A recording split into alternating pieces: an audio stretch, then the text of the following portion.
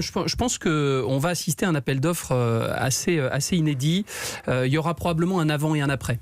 Parce qu'on a vécu déjà un premier séisme l'an dernier avec l'attribution des droits télé de la Ligue 1. Ouais, à Mediapro, l'espagnol. Qui a vu l'arrivée notamment de cet ovni espagnol, sino-espagnol, Mediapro. Parce qu'il y a des capitaux chinois. Exactement.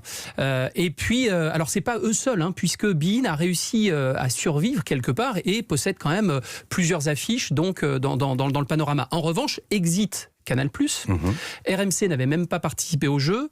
Donc on voit bien qu'on a une première recomposition du marché qui va s'opérer.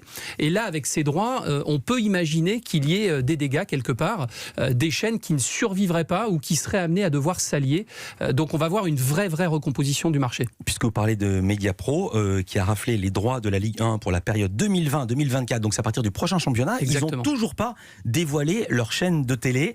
Vous pensez qu'ils ont les reins assez solides pour se mêler à la bataille et puis aussi pour faire cette chaîne, parce qu'on ne sait pas à quoi elle va ressembler. En fait, nous, ça nous fait fantasmer, mais n'oublions pas quand même qu'on est dans du gros business.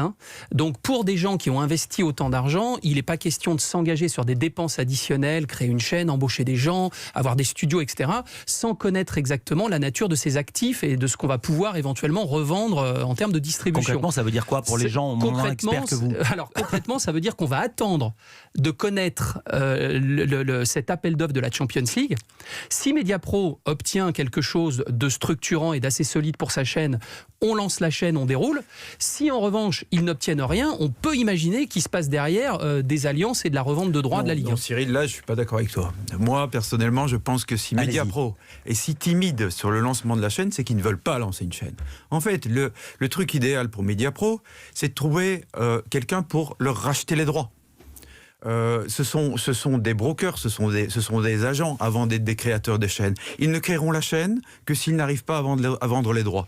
En fait, dans mon livre, j'explique que le marché est basé sur une bulle et une des explications qui est assez sympa, qui fait souvent rire, c'est, je m'excuse, c'est des termes anglais, c'est the greater fool theory. Ça veut dire en fait, trouve un plus con que toi. Voilà, ça va faire rire. Voilà, exactement.